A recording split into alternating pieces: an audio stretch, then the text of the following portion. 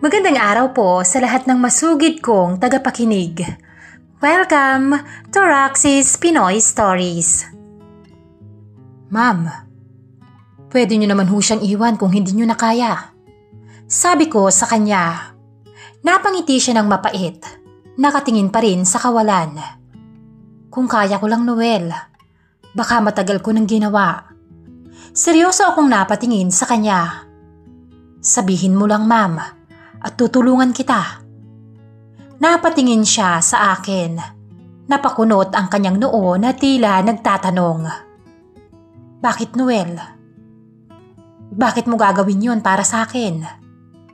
Sa lahat ng empleyado namin dito, bakit ikaw lang ang ganyan magmalasakit para sa akin? Napahigpit ang hawak ko sa timbang dala at iniwasan ang kanyang mga titig. Kasi yun ang sinasabi nito. Wika ko sabay turo sa puso ko. Ang pag-ibig, Miss Roxy, dumarating lang daw sa panahong hindi mo pinaka-inaasahan. At kapag dumating ito, wala ka nang kawala. Kaso nung dumating ito sa akin, ako lang ang nakaramdam. Ako lang ang tinamaan. At ako lang ang nahulog. Magandang araw sa inyong lahat. Tawagin niyo na lamang ako sa pangalang Noel. Hindi ko po totoong pangalan. 29 na taong gulang at isang maintenance boy sa isang resort dito sa Batangas. Halos 1 taon na ako rito. Tahimik, pare-pareho lang ang bawat araw ko. Hangin, alat ng dagat, ingay ng mga alon at amoy ng bagong gupit na damo tuwing umaga. Si Mrs. Celia Navarro, hindi niya rin tunay na pangalan, ang siyang nagmamay-ari ng resort. Mabango, elegante, parang hindi tinatablan ng init ng araw. At sa likod ng bawat ngiti niya, may kung anong lungkot na hindi ko agad napansin. Ang sabi ng mga kasamahan ko, bihira raw siyang magtagal dito. Madalas ay nasa Japan ang asawa niyang Hapon na si Mr. Kenji Saimoto. May negosyo raw doon kaya minsan lang din kung makita si Ma'am Celia. Pero nang dumating siya nung araw na yon, parang biglang nag-iba ang simoy ng hangin sa resort.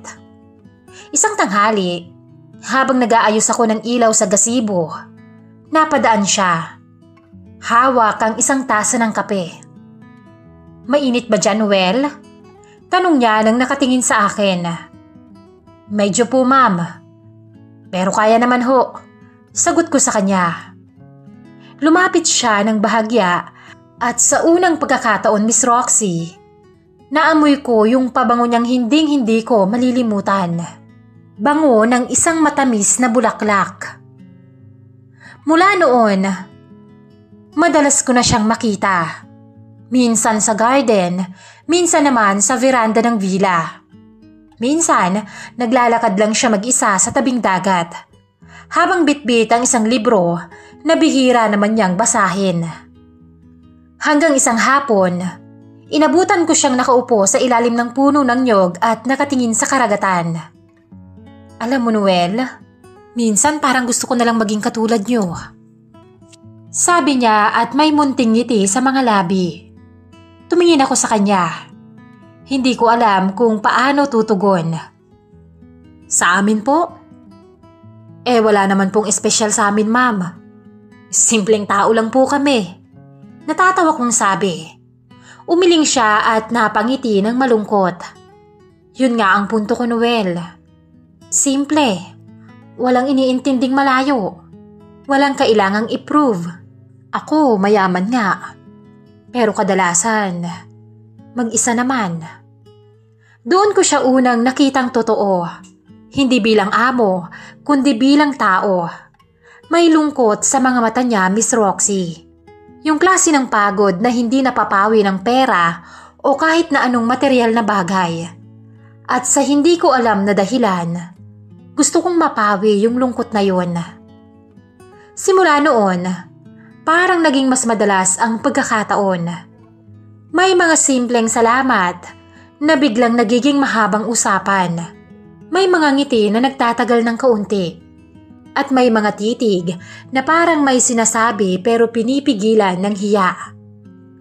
Hindi ko alam kung kailan nagsimulang magbago ang lahat, Miss Roxy. Pero isang araw, nagising na lang akong hinahanap ko na siya. At mula ron, nagsimula ang lihim na hindi na dapat lumalim pa. Pero lumalim pa rin. Hanggang ngayon, bawat alon ng dagat dito sa Batangas, parang bumubulong ng pangalan niya. At kahit ilang taon na ang lumipas, hindi pa rin natatapos yung tunog ng pangalan niyang yon sa isip ko. Pagkaraan ng mga araw, naging parang ritual na ang mga simpleng pagkikita namin ni Ma'am Celia. Kung minsan, dumadaan lang siya habang naglilinis ako ng garden at magpapasalamat sa trabaho ko. Pero may kakaiba sa paraan ng pagkakasabi niya ng salitang salamat. Punong-puno ito ng saysay. Isang umaga, nadatnan ko siyang nag-aalmusal mag-isa sa veranda ng main villa. Malamig ang simoy ng hangin noon. At ako na may nagmamadaling mag-ayos ng mga sira sa gutter. Akala ko hindi niya ako mapapansin. Pero nang mapatingin siya sa akin, gumiti siya at kumaway. "Noel, halika muna. Sabayan mo ko," sabi niya. Sandali akong natigilan pero lumapit pa rin. "Naku ma'am, baka makaistorbo lang ho ako." Umiling siya. "Kung nakakaistorbo ka, di sana hindi na kita tinawag." Tahimik akong umupo sa dulo ng mesa. Pinagmamasdan siya habang pinapahid ang mantikilya sa tinapay. Ang bawat galaw niya ay mabagal, maingat at parang laging sinusukat. Nakatitig siya sandali sa tanawin sa harapan bago muling nagsalita. "Ang asawa kong si Kenji, 2 buwan nang hindi umuuwi. Alam mo, minsan naiisip ko, baka mas sanay na siyang wala ako. Hindi ko alam kung dapat ba akong sumagot, pero nagawa kong sabihin, baka po abala lang sa negosyo. Ganun naman talaga kapag malayo." "Siguro," sabi niya, saka napangiti ng mapait. "Pero minsan, Noel, ang layo, hindi lang nasusukat sa kilometro. Minsan, nararamdaman mo kahit magkatabi kayo." Tahimik lang ako at walang naisagot. Pero sa loob ko, parang may kumirot, Miss Roxy. Kasi alam kong totoo yung mga sinasabi niya. Pagkalipas ng mga linggo, mas madalas ko na siyang nakakausap. Kung dati, puro trabaho lang. Ngayon kung ano-ano na. Tungkol sa mga halaman, sa mga paborito niya, sa panahon, at sa ibang personal na bagay. Minsan, sa gitna ng hapon, nagyayaya siyang maglakad sa baybayin. Lagi niyang sinasabi na gusto raw niyang marinig ang alon. Dahil doon lang siya nakakaramdam ng katahimikan. Isang beses, habang naglalakad kami, napansin kong tahimik siya. "Pagod po kayo?" tanong ko. Umiling siya saka ngumiti ng tipid. "Hindi. Naiisip ko lang kung bakit parang mas totoo ang buhay kapag ganito lang. Walang ingay, walang cellphone, walang kailangang gampanan." Napatawa ako ng mahina.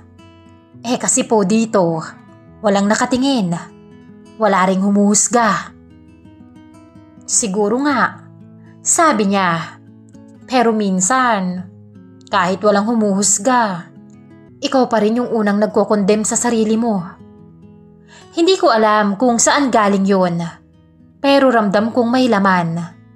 Gusto kong tanungin kung ano ang ibig niyang sabihin, pero tumingin siya sa akin ng matagal. Yung tingin na parang nagsusuri kung kaya mo bang intindihin. At dun ko naramdaman ang unang paggalaw ng isang damdaming hindi dapat umusbong, Miss Roxy. Mula noon, naging mas madalas pa ang pag-uusap namin. May mga pagkakataong naghahatid ako ng pagkain sa villa, pero nagtatagal ako ron ng lampas sa dapat. May mga gabi ring nagkakatinginan kami sa veranda. At kahit wala ni isang salitang nasasabi, sapat na para maramdaman kong delikado na yung ganitong katahimikan.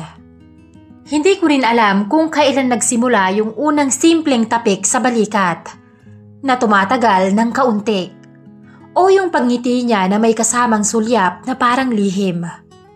Pero alam ko, sa bawat araw na lumilipas, unti-unti kong nalilimutan kung sino ako sa harap niya at kung sino siya sa buhay ko. Buong akala ko, Miss Roxy, alam ko na kung sino si Mrs. Celia Navarro. Isang babaeng malungkot, naghahanap ng init sa malamig na buhay. Pero nagkamali ako.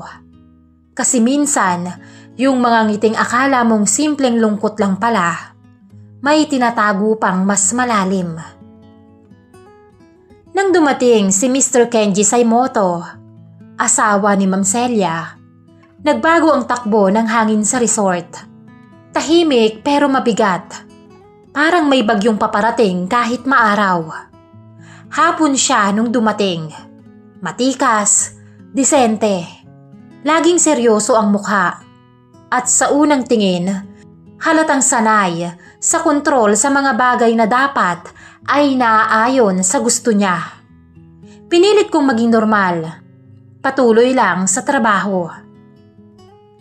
Pero ilang araw matapos niyang dumating, napansin kong bihira na si Ma'am Celia sa labas. Wala na yung mga paglakad niya sa dalampasigan, ni yung mga tawag niya sa veranda na may kasamang kape. Parang bigla siyang nawala sa paligid.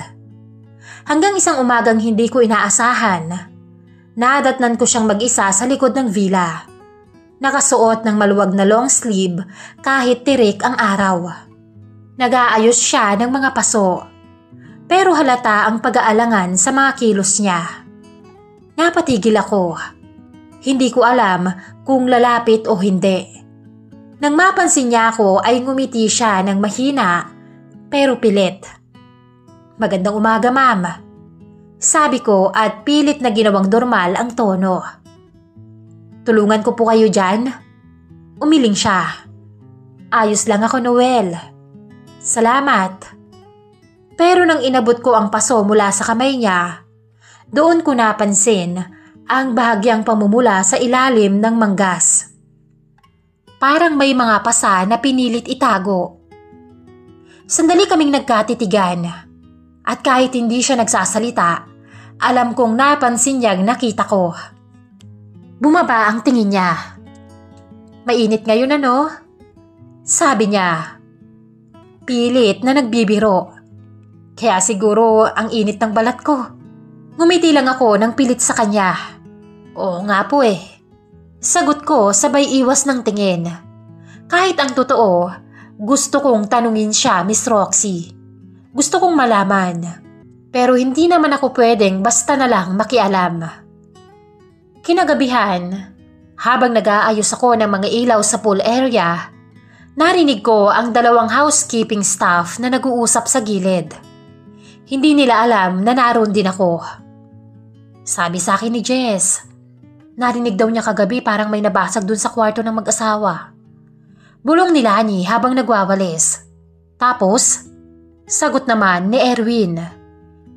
Dati pa naman, yung si Ma'am Celia lagi niyang dinadaan sa ngiti kahit may problema. Pero yung ganitong tahimik, nakakatakot, no? Baka naman nag-aaway lang. Sabi naman ni Lani. Kung simpleng away lang, bakit daw nakita ni Mang Tony yung pulso ni Ma'am na may benda? Tsaka ilang araw na raw hindi lumalabas si Sir Kenji. Ang sabi, nagkulong lang daw sa kwarto. Kasi, dati pa naman niyang nagtitiis si Ma'am, di ba? Kahit pa nga hindi siya pinakasalan ni Sir kasi hindi pa ito divorce sa una niyang asawa, nanatili pa rin siya. Hindi na ako nakinig sa iba pa. Bawat salitang narinig ko, parang tinik sa dibdib. Kinabukasan, habang naglinis ako ng veranda, narinig ko si Mr. Kenji na may kausap sa telepono. Galit na galit habang sinisigawan si Ma'am sa loob. Hindi ko maintindihan ang mga salitang Hapon. Pero ramdam ko yung puwersa sa boses niya. Malamig, mabigat, at mapanganib. Doon ko napagtanto kung bakit palaging may lungkot sa mga mata ni Ma'am Celia. Hindi pala dahil sa kawalan o pag-iisa, kundi dahil araw-araw niyang pinipili ang tahimik na pagtitiis. Mula noon, iba na ang tingin ko sa kanya. Hindi na siya basta isang babaeng kinakaya ang distansya. Isa siyang taong nakakulong sa ganda ng sarili niyang mundo. Isang gabi, nadatnan ko siyang nakaupo sa tabing dagat. Walang ilaw at tanging buwan lang ang liwanag. Gusto ko siyang lapitan, pero pinili kong tumigil sa malayo. Narinig ko ang mahina niyang pag-iyak. Yung klase ng iyak na parang ayaw marinig ni Numan. Doon ko naramdaman ang sobrang awa at galit. Galit na hindi ko maipahayag. Hindi ko alam kung tama pa bang makaramdam ng ganun para sa kanya, Miss Roxy. Pero ang sigurado, mula sa gabing yun, hindi ko na siya tinanaw bilang amo. Tiningnan ko na siya bilang isang taong gusto kong protektahan, kahit alam kong hindi ko dapat subukan. Doon muling nagsimulang gumalaw yung mga damdaming sinikap kong itago. Hindi dahil sa tukso, kundi dahil sa habag na unti-unting nauwi sa pagmamahal. Pagkatapos ng gabing yon sa tabing dagat, hindi na ako mapakali. Sa tuwing naiisip ko si Ma'am Celia, lagi kong nakikita yung mga matang puno ng pagod. Hindi lang pagod sa katawan, kundi yung pagod na galing sa loob. Sa mga taon ng katahimikan at pagtitiis. Kinabukasan, maaga akong nagtrabaho. Pinilit kong maging abala para lang huwag siyang hanapin sa isip ko. Pero nang mapadaan ako sa villa, nakita kong nakaupo siya sa labas. Nakatingin lang sa tasa ng kape. Naka-long sleeve pa rin kahit mainit. Nung marinig niya ang yabag ko, napalingon siya at bahagyang ngumiti. Yung ngiti na alam mong pinilit. "Ma'am, ayos lang mo ba kayo?" Tanong ko nang halos pabulong. Tumango siya. "Oo naman." "Bakit? Mukha ba akong hindi?" Ngumiti ako pero hindi ko kayang ibalik ng buo. "Hindi naman po. Mukhang pagod lang." Tumahimik siya sandali bago sumagot. "Pagod nga siguro. Pero hindi sa katawan." Tumingin siya sa malayo. Sa dagat na parang laging may sagot pero ayaw magsalita. "Minsan, Noel, mas madaling magpanggap na okay. Kasi kapag inamin mong hindi ka okay, wala rin namang makikinig." Hindi ko alam kung anong lakas ang nagtulak sa akin noon. Pero bago ko pa mapigilan ang sarili ko, nasabi ko na lang na makikinig ako. Napatingin siya sa akin. Ilang segundo lang, pero pakiramdam ko ang tagal ng mga titig na yon. Hangin lang ang maririnig, pati ang alon ay tila natigil. Ngumiti siya ng marahan. Yung tipong pasasalamat at paghingi ng tawad sa parehong sandali. "Salamat, Noel." Mahina niyang sabi. "Pero wag mo akong intindihin. Sanay na akong tahimik." Gusto kong sabihin na hindi dapat siya nasasanay, na walang sino man ang dapat sanayin ang sarili sa sakit. Pero pinili ko na lang manahimik. Kasi minsan, mas mabigat pa ang mga salitang hindi nasasabi kesa sa mga naibubulalas. Ilang araw pa ang lumipas at unti-unti ay bumalik siya sa dati. Nakikita ko na ulit siyang lumalakad sa hardin. Pero mas tahimik na siya. Minsan, lalapit lang at sasabihin, "Ang ganda ng araw ngayon, no?" Kahit makulimlim naman. Alam kong pinipilit lang niyang makahanap ng liwanag kahit alam niyang wala naman talaga. Isang gabi, habang nag-aayos ako ng mga upuan sa gazebo, bigla siyang dumating mag-isa. Nakaputi at mukhang galing sa luha ang mga mata. Hindi ko alam kung anong sasabihin ng mga panahon na yon. Noel, sabi niya nang halos pabulong. Pwede ba akong maupo rito sandali? Tumango lang ako at umupo siya sa tapat ko. Hinayaan ko lang na tahimik at tanging hangin lang ang maririnig. May mga kasabay na huni ng kuliglig sa malayo.